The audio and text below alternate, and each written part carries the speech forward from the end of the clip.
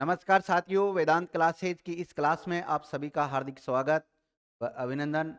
साथियों, आज हम 10 जनवरी 2025 से रिलेटेड जितने भी करंट फैक्ट बनते हैं, इसके ऊपर हम चर्चा करेंगे और जितने भी एमसीक्यू बनते हैं, इनको देख लेते हैं।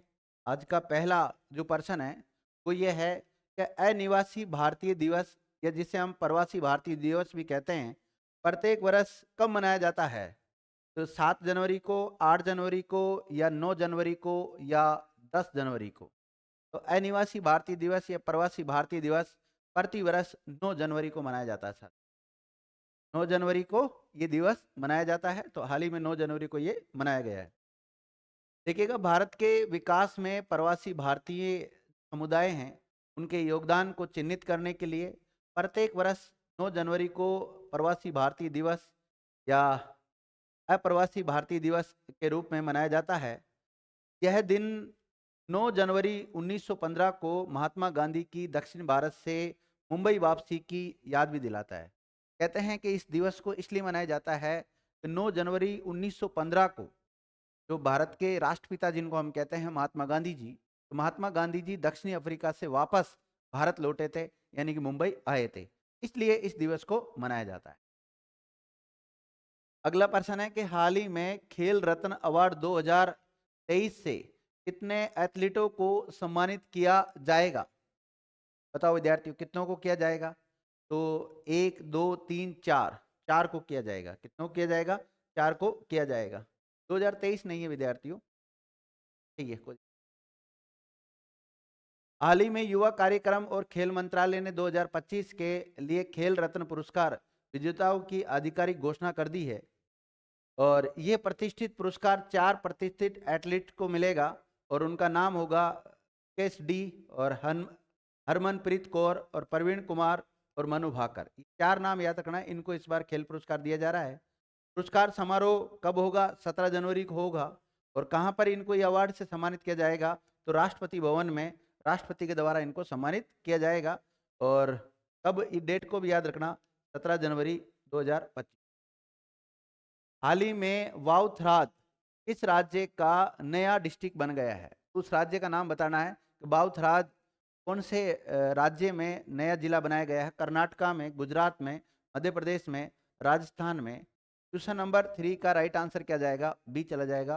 गुजरात में अभी हाल ही में नया जिला एक और बना दिया गया है। इस प्रकार यहाँ जिलों की संख्या हो जाती है 34। कितनी हो जाती है?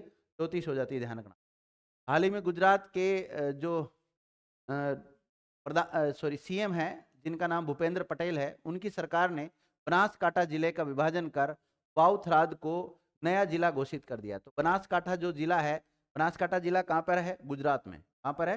गुजरात में। इस जिले को विभाजन करके एक और नया जिला बना दिया है, वाउथराद। नाम याद रखना विद्यार्थियों। नया जिला घोषित किया है और इसका मुख्यालय किसको बनाया गया है? थराद को बनाया गया है। अब गुजरात में जिलों की संख्या 33 से बढ़कर 34 हो गई है। कितनी हो गई है? 34 हो गई है।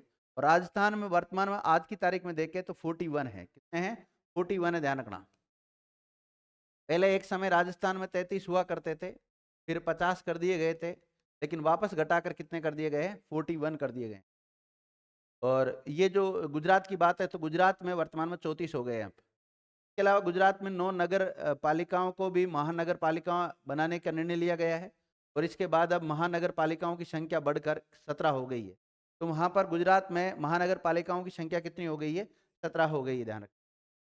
अगला प्रश्न है कि हाल ही में जारी आईसीसी की ताज़ा टेस्ट रैंकिंग में किस भारतीय गेंदबाज को प्रथम स्थान मिला है? जसप्रीत बुमराह को, रविचंद्रन अश्विन को, ऋषभ पंत को, विराट कोहली को? तो किसको पहला स्थान मिला है? प्रथम स्थान मिल गया है जसप्रीत बुमराह को। किसको मिला है? जसप्रीत बुमराह को मिल गया है। हाल ही में भारतीय तेज गेंदबाज Jasprit Bumrah ICC test bowling ranking में 907 रेटिंग पॉइंट्स पाने वाले पहले भारतीय बन गए हैं। तो कितनी रेटिंग मिली इनको? 907। के अलावा आईसीसी ने रैंकिंग जारी की है जिसमें उन्होंने ये कारनामा किया है। जसप्रीत बुमराह ने पिछले सप्ताह में 904 रेटिंग के साथ रविंद्र अश्विन के रिकॉर्ड को बराबरी की थी और अश्विन के दिसंबर 2016 में इतनी रेटिंग पॉइंट्स मिले थे, ध्यान। अगला क्वेश्चन है 5वें नंबर का, बहुत सरल क्वेश्चन है कि हाल ही में किसे गंगाधर राष्ट्रीय पुरस्कार मिलेगा, मतलब किसको दिया जाएगा। 4 विकल्प लिखे हुए हैं। जो गंगाधर राष्ट्रीय पुरस्कार है वो किस, रजत वर्मा को, प्रतिभा सतपथी को, जितेंद्र मिश्रा को, या जो विकल्प दे रखे हैं तीनों में से इनमें से किसी को नहीं, नोटा। तो राइट आंसर क्या चला जाएगा इसका, बी राइट आंसर होगा। प्रतिभा सतपथी को यह अवार्ड दिया जाएगा, ध्यान रखना। डिस्क्रिप्शन देख लेते हैं।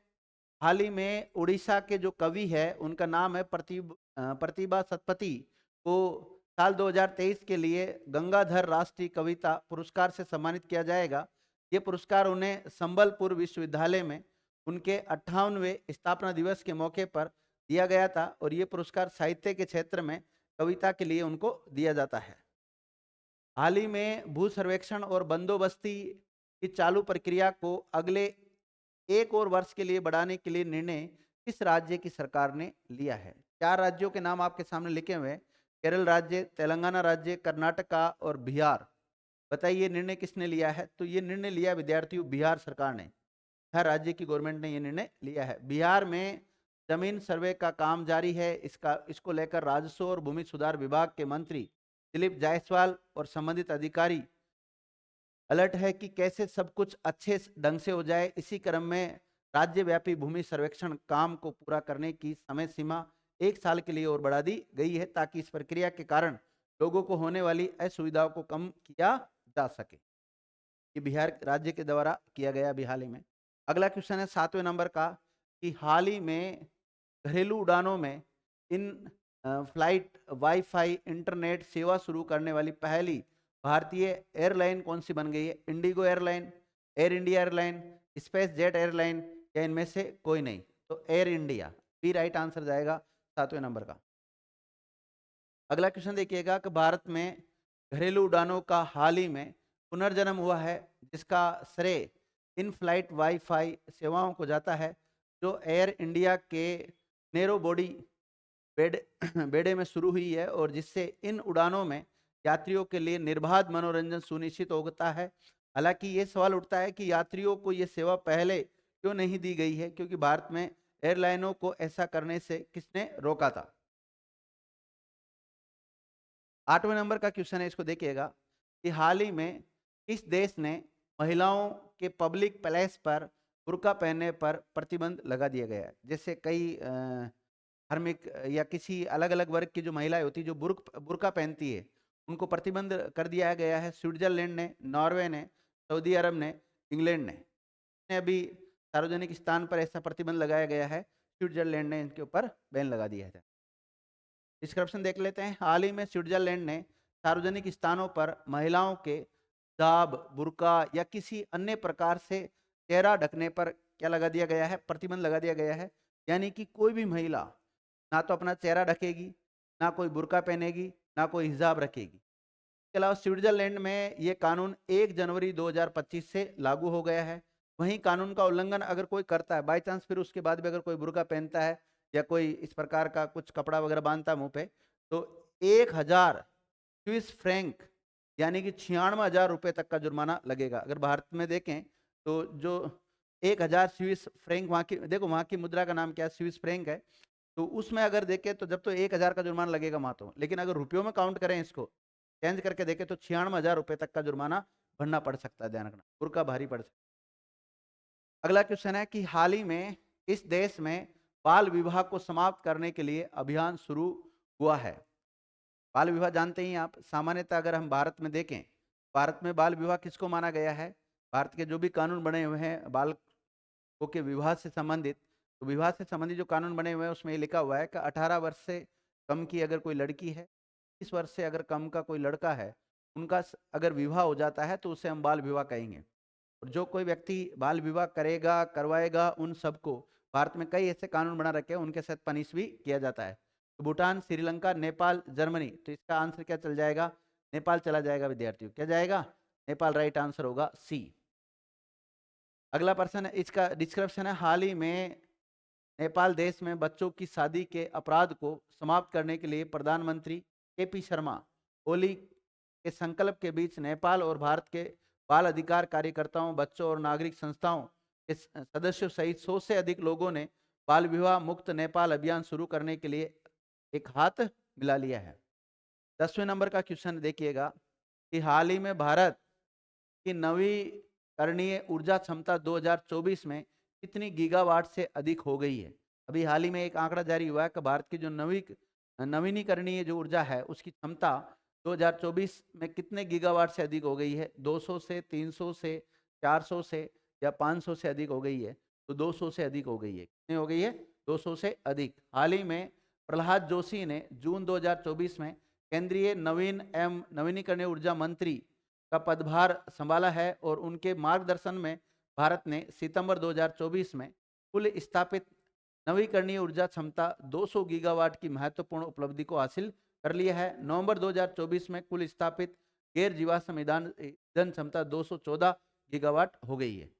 प्रहलाद जोशी कौन है विद्यार्थी? वर्तमान में केंद्रीय नवीन एवं नवीकरणीय ऊर्जा मंत्री। ध्यान रखना, इनका नाम भी याद रखना, यहाँ से भी कई बार सवाल पुटअप हो जाता है।